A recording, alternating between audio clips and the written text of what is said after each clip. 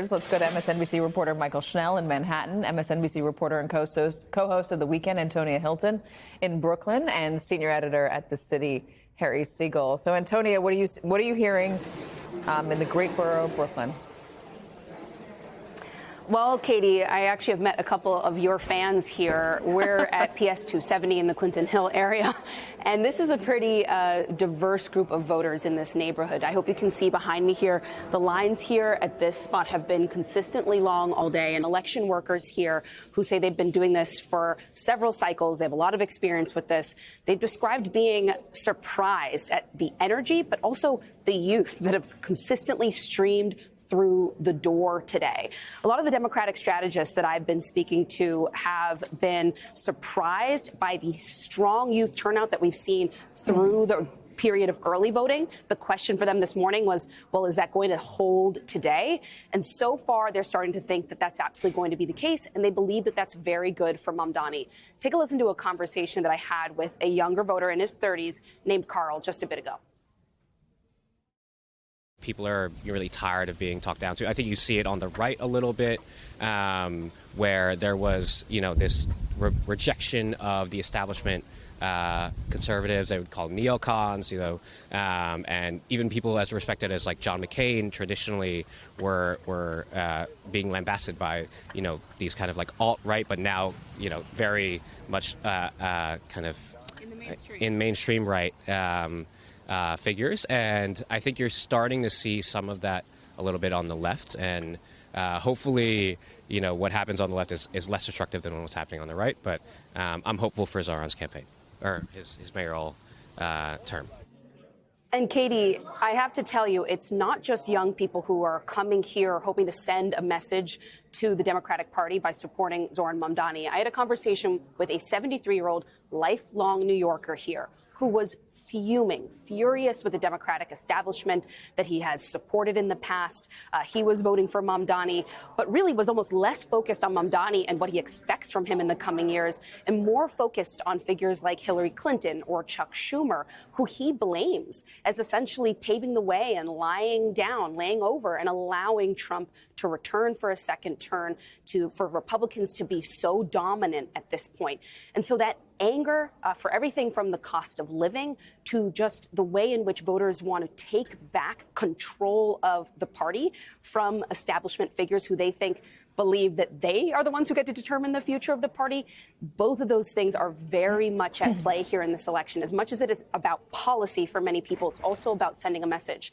And I had conversations this morning with 4 different longtime and lifelong New Yorker Democratic strategists, and they believe there's potential for history to be made here. I mean, already they think that in a way Mamdani has remade the New York electorate because of the amount of young people who are coming out. They believe there may almost be a Trump effect where he's able to bring out people when his name or his energy is on a ballot that maybe don't typically participate.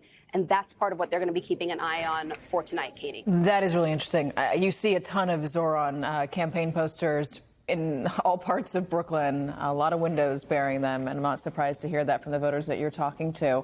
Great area of town, Clinton Hill, one of my favorites. All right, Michael Schnell, are you hearing the same thing in Manhattan? What are the voters there telling you?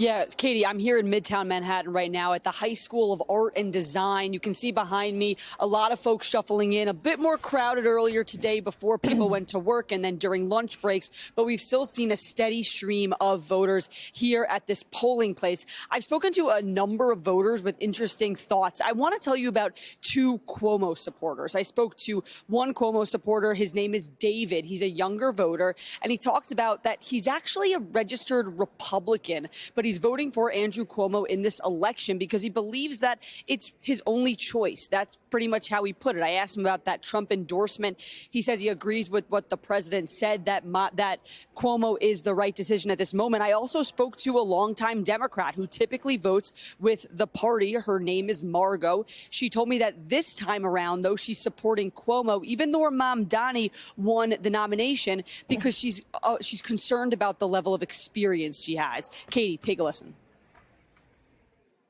No, it was pretty clear you have to vote for Cuomo. Like Siwad, I think he could be a good mayor, but he just had no chance, and so it was unrealistic.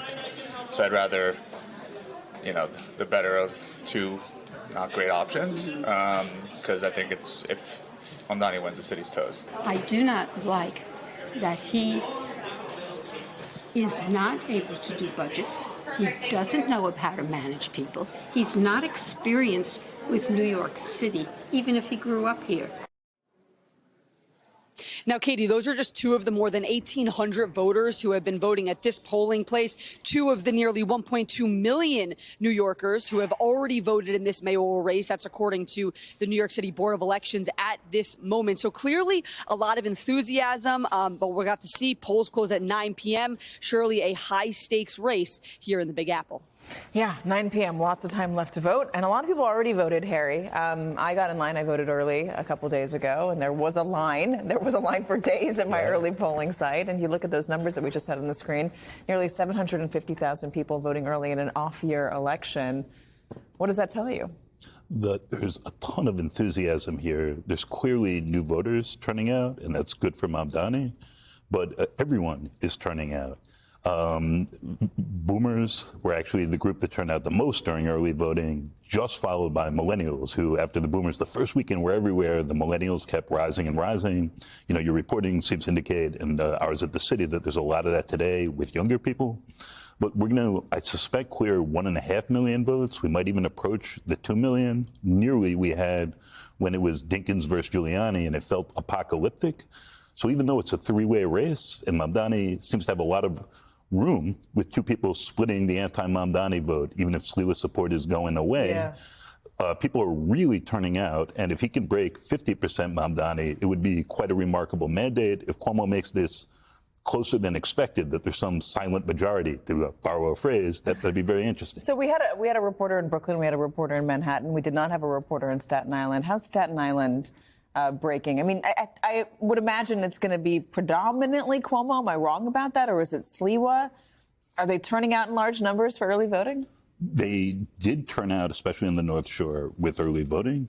And I'm dying to know how that turns out and whether or not Republicans who loathed Cuomo for years are going to listen to Trump's late appeal. And if they voted early, by the way, it was too late for that because that just happened.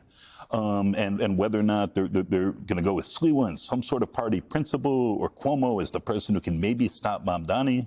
But having the three of them there gives Mamdani a lot of space. I just do think that Staten Island could prove to be the real difference maker in this race, potentially. Could they play spoiler? Ooh.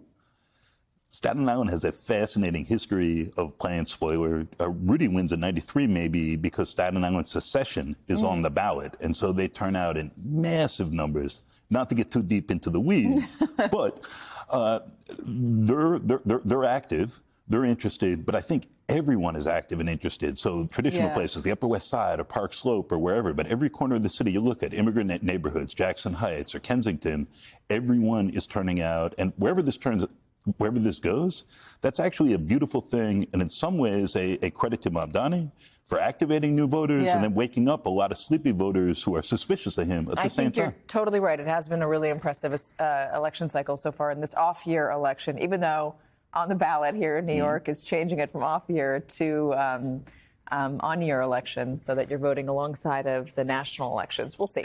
All right. Thank you so much, Harry Siegel.